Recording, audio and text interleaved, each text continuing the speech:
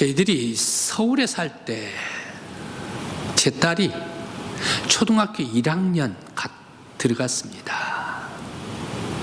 그렇게 하면서 학교는 경기초등학교입니다. 사직동에서 경기초등학교를 가려면 충정로입니다. 가려면 사직 터널을 지나고 그 다음에는 좌회전을 해야 됩니다. 2번 버스를 탑니다. 그런데 2번 버스를 탔죠. 그런데 이 차가 사직 터널을 지나 그냥 직진해버리는 거예요. 그러니까 아이가 무서워가지고 다른 데로 갑니다. 잘못 탔어요, 잘못 탔어요. 기사 선생님한테 막 울었습니다. 그러면서 또 이 터널 하나 더 직선으로 통과를 하는 겁니다. 연세대학교 앞에까지 말입니다. 그러니까 울고 이거 잘못 탔습니다, 잘못 탔습니다. 그러니까 기사 선생님이 우는 것을 보고 잘못 탔다라는 것을 느끼면서 내려줬습니다. 바로 이 파출소에 가까이 가드레일 있는 쪽에 안전한 곳에서 내려주었습니다. 그렇게 하고 나서 바로 이 경찰서 파출소에서 연락이 왔습니다. 연락이 오면서 딸이 여기 어느 파출소에 있으니까 데리고 가라라고 이화여대 후문 쪽 파출소에서 연락이 왔습니다. 그래서 엄마가 찾았습니다. 딸은 분명히 2번 버스를 탔습니다. 맞기는 맞습니다. 제대로 탔습니다. 그런데 그 2번 버스가 2번만 보고 타버리고 만 겁니다. 588-2 바로 이 버스를 타고 맙니다. 그래서 서울에서 그 노선에 제일 먼 중곡동에서 저 홍대 앞까지 가는 그야말로 동에서 서쪽으로 관통하는 버스가 바로 이 588-2번이었습니다. 그런데 그 얘기를 듣고 저는 나중에 들었습니다만 가슴이 철렁 내려앉았습니다. 아직 1학년 이제 막 입학을 했는데 그 서울 천지가 어느 천지인데 다 똑같기도 하고 아파트도 많고 사람도 많고 그런데 이제 1학년인데 어디에서 미아가 돼버렸으면 어떻게 됐을까 하는 그런 생각 가운데 가슴이 철렁 내려앉았습니다마는 그러나 감사합니다. 감사합니다. 하나님께서 지켜주셔서 감사합니다. 라고 하나님께 감사했습니다. 사람들은 하나님께서 지켜주셔야 합니다. 어릴 때일수록 하나님께서 지켜줘야 합니다. 약할 때일수록 하나님께서 지켜주셔야 됩니다. 이제 여러분들의 아들, 딸들 새학년 새학기로 올라갔는데 어린 자녀들 등교길이나 하교길이나 그리고 또 고학년 학생들도 요즘에는 하도 이 학생들 가운데 서로 밀고 땡기고 왕따를 많이 시키고 학폭도 많이 있고 이런 사회인데 여러분들의 아들, 딸들도 중학교, 고등학교 다니는 학생들도 하나님께서 지켜주시길 간절히 기원합니다. 아울러 또한 약한 나라도 하나님께서 지켜주셔야 합니다. 우리 대한민국도 하나님께서 지켜주시기를 간절한 마음으로 기원합니다. 오늘 성경 말씀은 바벨론 7대 왕 벨사살 왕 때입니다. 하나님께서는 이스라엘 백성들이 포로로 잡혀간 바벨론까지 갔어서 하나님께서는 지켜주시고 계십니다. 오늘 말씀에서 왜 하나님께서 바벨론까지 가셔서 벨사살 왕궁 궁궐 중앙 촛대 건너편에 글을 쓰셨을까? 왕이 가장 잘 보이는 곳에 손글씨가 나타납니다. 커다란 손글씨입니다. 아니 구석지에다가 썼으면 왕이 볼까 안 볼까도 모르는데 작게 썼더라면 왕이 볼까 안 볼까 지날 수도 있는데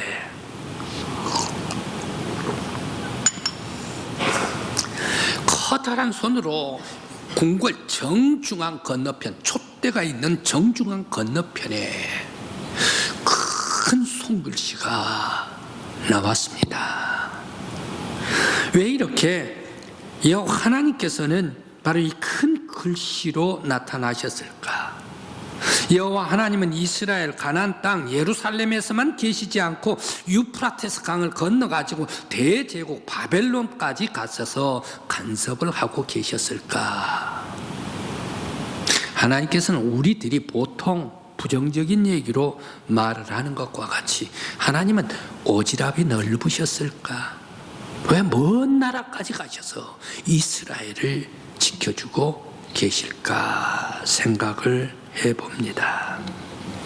또 왜 글씨를 쓰셔도 메네 데겔 우바르신이라는 글씨를 써서 왕도 읽지를 못합니다. 왕이 읽지를 못하니까 해석도 못하지요.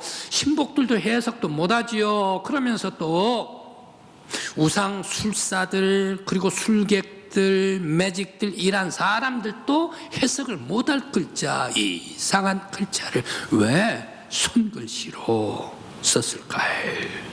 바로 이 벽에 쓴 글씨는 무슨 내용일까 생각을 해봅니다.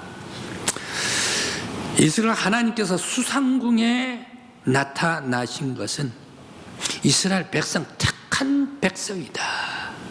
택한 백성이기 때문에 하나님께서 이 백성 포로로 억압당하고 있는 이 백성을 바벨론까지 가셔서 지켜주고 계시는 하나님이십니다.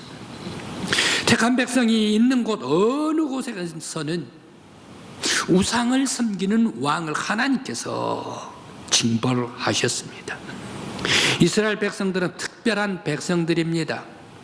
하나님께서 지키시고 보호해 주셨습니다. 이스라엘 백성들이 가나안 땅에서 저 애굽으로 가서 노예로 생활하면서 학대를 받을 때 어떻게 됩니까? 하나님께서는 모세를 보내주시면서 이스라엘 백성들을 지켜주시고 보호해 주십니다. 바로에게 징벌을 내리시면서까지 이스라엘 백성들을 해방시켜 주시는 특별한 백성이셨습니다. 오늘 우리 나라, 우리 민족도 하나님께서 특별히 보호해 주시기를 간절한 마음으로 기원합니다. 우리 대한민국 백성들이 세계 어느 곳에 있든지 한민족을 지켜주시고 보호해 주시기를 간절히 바랍니다.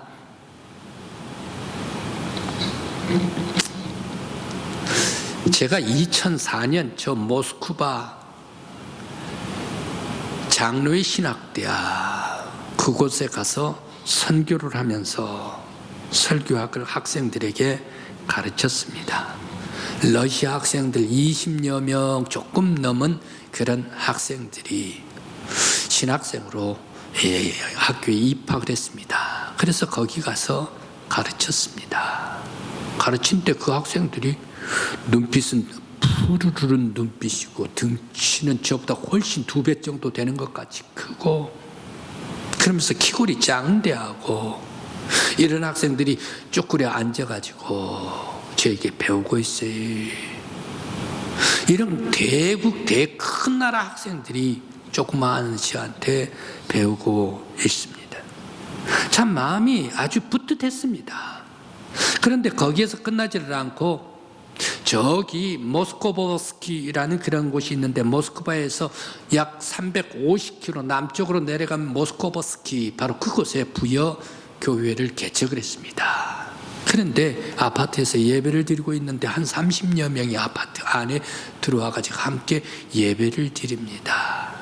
예배를 드리는데 간절한 마음, 너무너무 기쁜 마음으로 깊이 환영하는 마음으로 저 같은 사람을 환영하면서 예배를 함께 드렸습니다.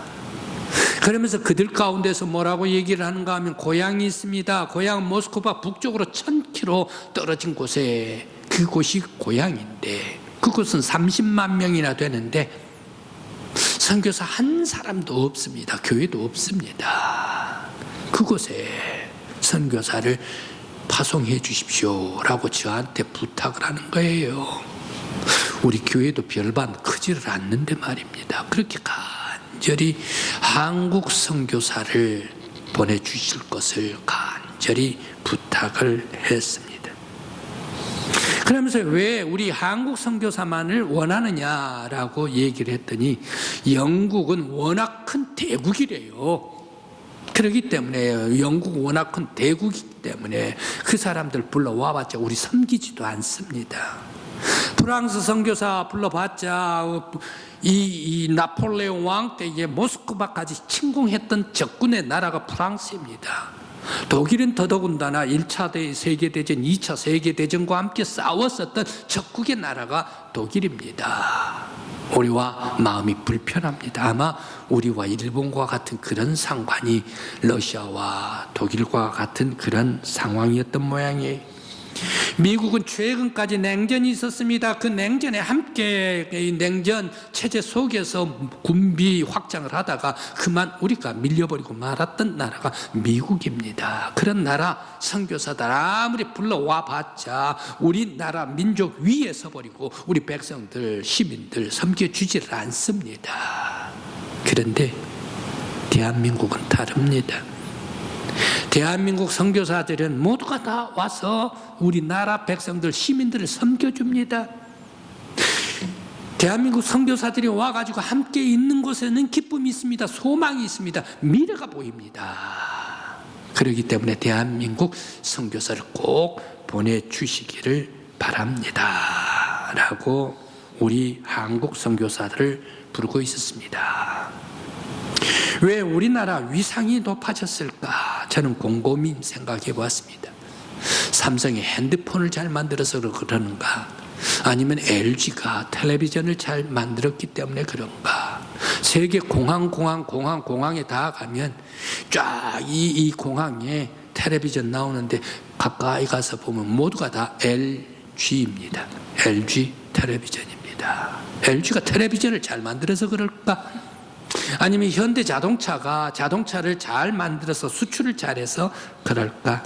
아니면 BTS가 노래를 잘 불러서 그럴까? 왜 세계 사람들은 우리 대한민국을 부르고 있을까? 선교사들 뿐만 아니라 대한민국 모든 K문화, K콘텐츠는 다 지금 부르고 있는 상황입니다. 바로 그것은 대기업이 진출해서라기보다 K-팝이 진출해서라기보다 대한민국은 먼저 대기업이 들어가기 전에 K-문화가 들어가기 전에 K-음식이 들어가기 전에 먼저 우리 선교사들이 세계 각 곳곳을 누비면서 복음을 가지고 러시아이든지 영국이든지 프랑스이든지 독일이든지 아니면 아프리카이든지 아니면 동남아시아든지 아니면 남아메리카든지 아니면 북아메리카 미국에서도 우리 한국 선교사가 간답니다. 여러분 놀랬죠? 왜 그렇습니까? 미국의 인디안 부족들한테 미국 선교사가 가면 받아들이지를 않는답니다. 그런데 한국 선교사가 가면 복음이 증거가 된다네요. 놀랍지 않습니까? 심지어 미국까지 들어가는 선교사가 우리 대한민국 선교사가 미리 들어가가지고 한국의 삼성 아니면 한국의 LG, 한국의 현대자동차, K-팝보다 훨씬 더 먼저 들어가서 세계 사람들을 복음으로 예수의 말씀으로 섬겨주었기 때문에 그들이 한국 선교사의 따뜻한 사랑을 복음 안에서 받아서 한국 문화를, 한국 K-팝을, 한국의 드라마를, 한국의 영화를 온 세계 사랑, 심지어 한국의 음식까지도 지금 받아들이고 있지 않는가. 하나님께서는 우리 민족을 제사장 국가로 세워주셨습니다. 특별하게 택한 민족으로 오늘날 삼아 주셨기 때문에 온 세계가 바로 우리 대한민국을 부르고 있지 않는가. 한국의 특별한 택한 은혜의 제사장 국가를 세워줬기 때문에 세계의 모든 문화, 어떤 문화보다 지금 한국의 문화를 온 세계가 부러워하고 받아들이고 있다라는 사실입니다. 우리가 선진국이 될 수 있었던 것도 믿음과 복음에 함께 했기 때문입니다. 그리고 또 다른 것에 달려있지 않습니다. 제사장 국가로 선교의 사명을 다할 때에 하나님께서 우리나라 위상을 세워 주었습니다. 이제 앞으로 남은 것 한 가지가 있습니다. 대한민국에 소원이 하나 있습니다. 남북이 평화롭게 전쟁 없이 통일하는 방법, 바로 이것은 어디에 있을까? 저는 곰곰이 기도하면서 생각을 해봅니다. 하나님의 손에 달려있다. 예수 그리스도의 사랑으로 나아갈 때에 남북이 평화롭게 하나를 만들어 주실 것이다. 이것을 위해서 우리 성도들, 우리 대한민국 교회는 기도하고 나가야 할 줄 믿습니다.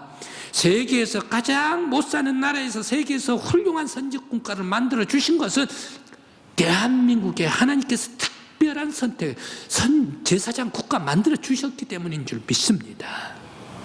우리 한국 사람들이 믿음으로 예수의 십자가를 붙잡고 복음 선교로 나가면서 계속 남북에 하나 되기를 원할 때에 하나님께서 평화롭게 이루어 주실 줄 믿습니다.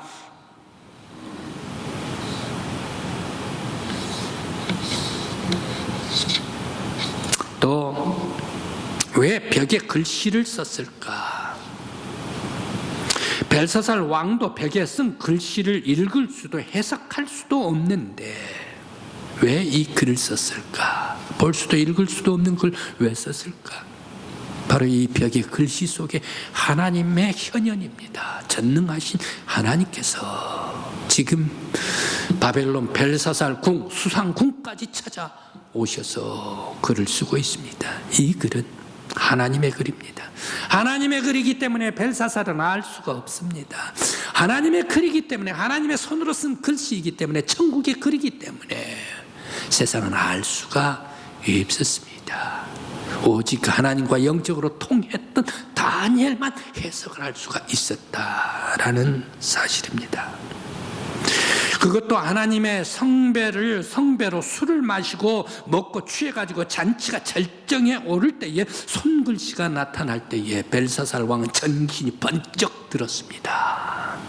그러면서 벨사살 왕이 벽에 손글씨를 보고 낯빛이 흑빛으로 변해 죽을 상이 되어버리고 말았습니다. 전능하신 하나님께서 진노하셔서 왕에게 급한 경고를 내리시고 계십니다. 메네 테겔 우바르신. 왕은 이미 하나님의 글을 보고 벨사살 왕은 두려워 마시던 금잔을 떨어뜨려 버리고 말았습니다. 이 글을 읽기도 전에 왕은 사색이 되어버렸습니다.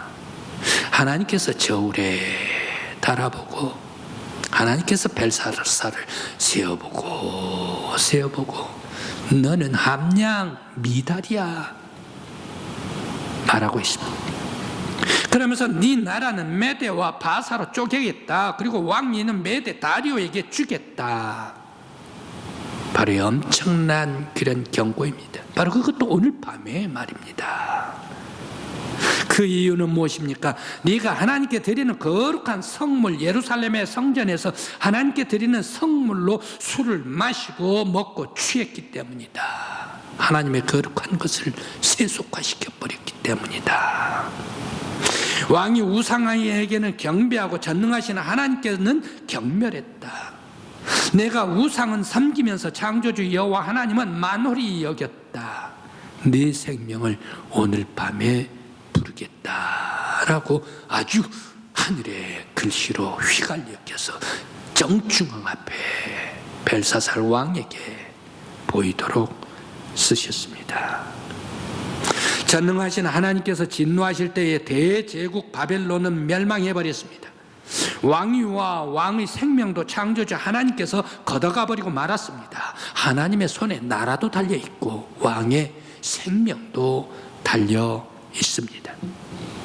마찬가지입니다. 오늘날 세계 모든 나라 흥망성쇠의 역사는 하나님의 섭리하신 손에 달려 있습니다.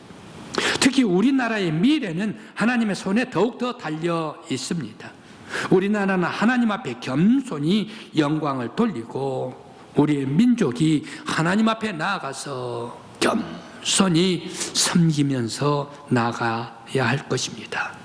바로 이때에 하나님이 우리나라와 민족을 지켜주시고 보호해 주시고 더욱더 위대한 국가 삼아 주실 줄 믿습니다.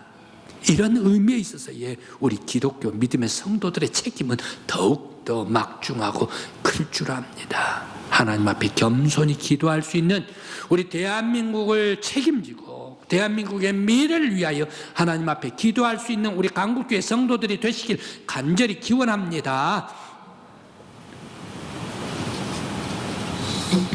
1800년 후반, 19세기 초반, 19세기 후반, 그리고 20세기 초반, 1900년 초반에 우리나라 조선 대한제국, 우리나라는 무척 혼란했습니다.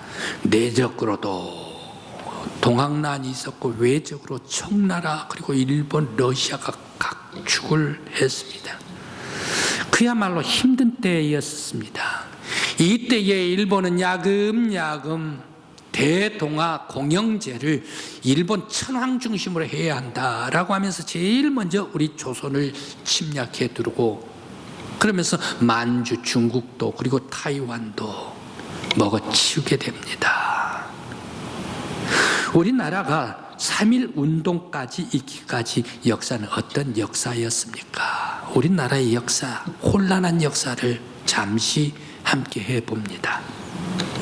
1876년에 일본이 강화도 조약을 맺습니다.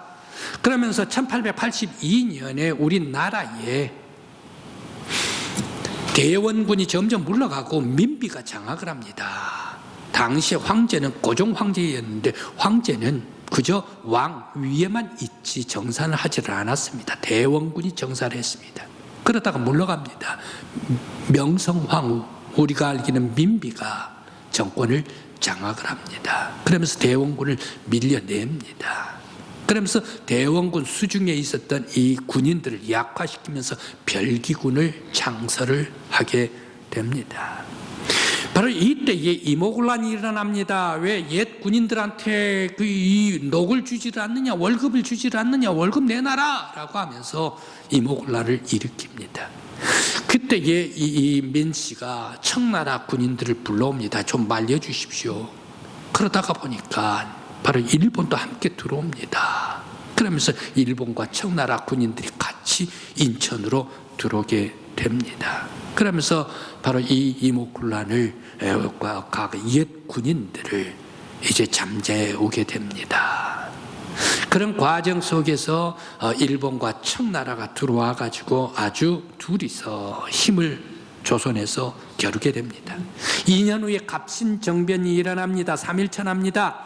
김옥균 이하의 사람들이 야 이거 옛날 그런 모든 정치인을 다 뒤로 하자, 대원군도 물리쳐버리고 민비도 물리쳐버리고, 그러면서 김옥균, 서재필 이란 사람들이 올라갑니다. 그렇게 해서 모든 내신들을 바꿔버립니다. 그런데 이게가 3.1천하로 끝나버리고 맙니다. 왜? 민씨 일가에서 바로 이 청나라와 손을 잡아가지고 김옥균을 끌고 가버리고 말았습니다. 그 다음에 1892년에 가보 이 동학혁명이 일어납니다. 민씨 일가에 해가지고 외척들이 다 정치를 함으로 말미암아 나라가 탕관 오리들이 많다 해가지고 저 고창에 고부 이 군에서 이 고부군에 있는 그 사람 조병갑이가 잘못했다라고 얘기를 하면서 농민운동이 시작이 됩니다. 그러면서 여기에 끝나지를 아니하고 전국적으로 확산이 됩니다. 그러면서 이 민씨의 모든 일가들 전부 다 물리쳐버리자, 그렇게 하면서 외세들도 다 몰아내라, 청나라도 물러가라, 일본도 물러가라, 우리는 스스로 우리나라를 지켜야 한다라고 농민운동이 일어났습니다. 밀고 올라옵니다. 공주 우금치까지 올라옵니다. 그곳에서 일본의 정병들이, 군인들이 총으로 쏴댔습니다. 우리 농민 운동을 하는 그러한 동학 그런 사람들은 모두가 죽창이 최고입니다. 무기가. 그런데 일본은 바로 이 신식 무기로 가지고 총으로 탕탕 쏴대고 모두가 죽어버렸습니다. 그 우금치에 약 2만 명 농민군이 죽어버렸다. 그렇게 하면서 전봉준이 잡혀가게 되었습니다. 이후에 1994년에 청일전쟁을 일으킵니다. 일본이 청나라 굉장히 강한 줄 알았는데 만만하다는 얘기. 그러니까 청나라한테 전쟁을 선포를 합니다. 그렇게 해가지고 이 아산만으로 올라오고 평양으로 들어가고 저 압록강으로 건너가고 만주까지 건너가가지고 어디까지 들어갑니까? 베이징 가까이 가가지고 무력으로 청나라를 무찌릅니다. 그때에 시모노세키 조약을 맺어가지고 청나라가 타이완을 떼어줘 버립니다. 일본한테. 그러면서 만주도 떼어줍니다. 여동성도 떼어줍니다. 그러면서 한국에서 물러나는 걸로 조건을 하고 청나라가 완전히 물러납니다. 그러다가 보니까 바로 일본이 조선에서 판을 치게 됩니다. 이때 러시아가 들어옵니다. 러시아가 들어올 때에 바로 일본 사람이 이 고종 황제 앞에서 아들 순종을 이 아들을 칼로 들이대면서 내 말 들으라라고 얘기를 합니다. 그때 너무너무 무서워가지고 러시아 공관으로 들어가 버리고 말지 않습니까? 아관 파천 1896년입니다. 그런 후에 러시아와 함께 또 전쟁을 선포를 합니다. 일본이 영국, 그 당시 가장 큰 지금의 미국과 같은 영국과 동맹을 맺습니다. 그러면서 미국과 동맹을 맺습니다. 그러면서 바로 이 러일 전쟁을 일으킵니다. 러일 전쟁을 일으키는데 러시아 극동 함대가 어디에 있습니까? 라오뚱성에 있었습니다. 여순항에 있었습니다. 이 여순항에 두 대 큰 이 배를 군함을 일본이 물리쳐 버립니다. 그러다가 보니까 러시아가 안 되니까 발틱 함대 저 페테스부르크에서 돌려가지고 저기 희망봉 마가다스카르 인도양을 건너면서 6개월 이상 항해를 하면서 이 남진아 해협으로 옵니다. 동진아 해협으로 옵니다. 그러면서 우리 한국으로 오는데 이 모든 것들을 누가 가르쳐 줍니까? 영국에서 소스를 다 제공을 합니다. 그러다가 보니까 6개월 이상 여행을 하고 군인들이 피폐해지고 먹을 것은 없고 운동은 하지는 않았죠. 싸울 수가 있나요? 바로 이 요순항으로 가려다가 대마도 해협으로 지나갑니다. 대마도 해협으로 지나가면서 동해상에서 전투가 벌어지는데 일본이 이 발틱 함대까지 물리쳐버리고 말지 않습니까? 그래서 러일 전쟁도 승리를 해버리고 맙니다. 이제 조선에는 러시아도 물러갔죠. 청나라도 물러갔죠. 일본밖에 없습니다. 일본과 늑약을 맺습니다.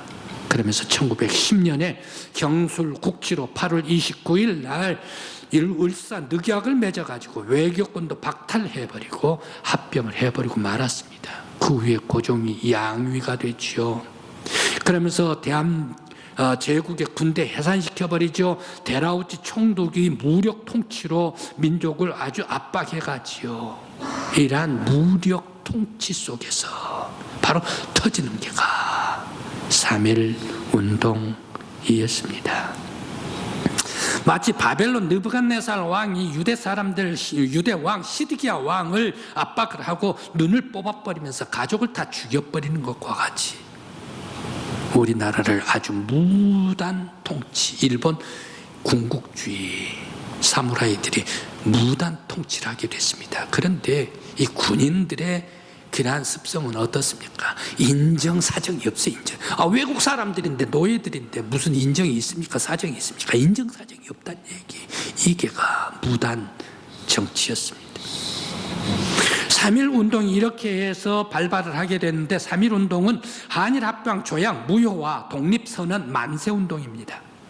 1차 세계대전이 끝나고 윌슨 민족 자결주의가 선포가 됩니다.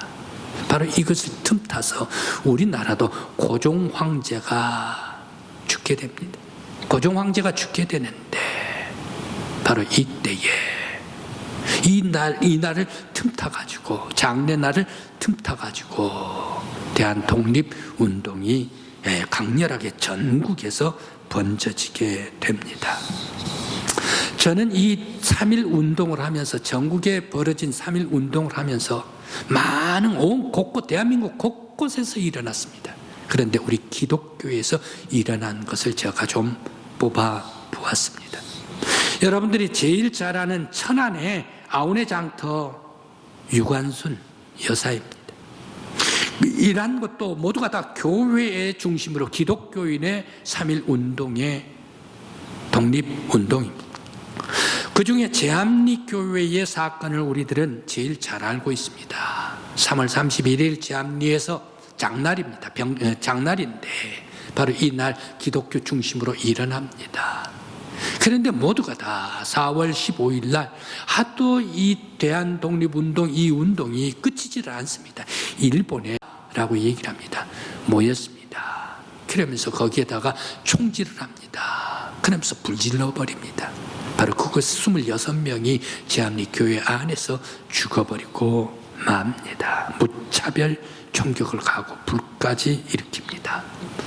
또 대구 학살 사건이 있습니다. 이것은 기독교 사건이 아니라 온 전체적인 그러한 사건인데 중심으로 한 것은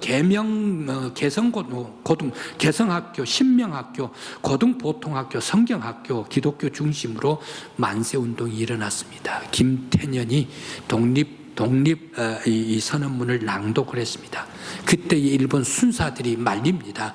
그의 아들 김용해가 말렸습니다. 왜 아버지를 때리고 구타를 합니까? 하면서 일본 순사를 막으니까 그 자리에서 구타를 해버리고 칼로 난도를 해버립니다. 바로 이 아들 김용해는 그 자리에서 죽고 맙니다. 아버지 김태년도 감옥에 투옥되고 그 후로 죽고 맙니다. 그런데 글을 읽으면서 제일 괴로웠던 그러한 독립운동이 있습니다. 저기 익산 거사입니다. 참 많이 아픕니다. 바로 그곳에 앞장선 사람은 문용기라는 사람입니다. 4월 4일 날 익산의 장날, 이리의 장날에 독립운동을 했습니다. 바로 이 군산의 기독교 학교, 영명학교 교사였습니다. 그러면서 독립운동을 하며 나아갑니다. 행진을 했습니다. 행진을 하는데 오른손을 들고 태극기를 들고 행진을 했습니다. 일본 순사가 오른팔을 잘라버립니다. 태극기도 떨어지고 팔도 떨어집니다. 그때 다시 왼팔로 태극기를 들고 올려섰습니다. 대한독립을 만세를 합니다. 그때 왼팔도 잘라버립니다. 그때 피가 튀기면서 몸으로 나가서 대한독립운동을 외칩니다. 그때 일본 사람들이 난도질 잔해를 시켜버립니다. 죽기까지 대한독립 만세를 하면서 죽어간 사람이 문용기입니다. 일본은 우리 민족을 총과 칼과 갈고리로 포갑을 했지만 우리는 비폭력으로 몸을 던졌습니다. 3.1 운동은 대한민국을 온 세계에 알렸으며 2차 세계대전이 끝나면서 일본 동조 천황이 황복을 하고 독립쟁취가 되었습니다. 3.1 운동은 민족대표 33인 중에 15인이 기독교이며 교회 중심으로 일어난 온 나라의 독립운동이었습니다. 우리나라는 특별한 나라입니다. 믿음 가지고 사명을 다할 때에 하나님께서 도우셨습니다. 우리는 하나님을 섬기며 사랑할 때에 선진국 반열에 올려주셨습니다. 우리는 앞으로 세계 선교의 사명을 다할 때 하나님은 복을 주시고 남북이 하나님의 방법으로 전쟁 없이 평화롭게 통일되도록 역사해 주실 것입니다. 한반도의 평화 통일을 위해서 하나님께 맡기고 기도할 수 있는 우리 성도들이 되시기를 간절히 바랍니다. 기도드리시겠습니다.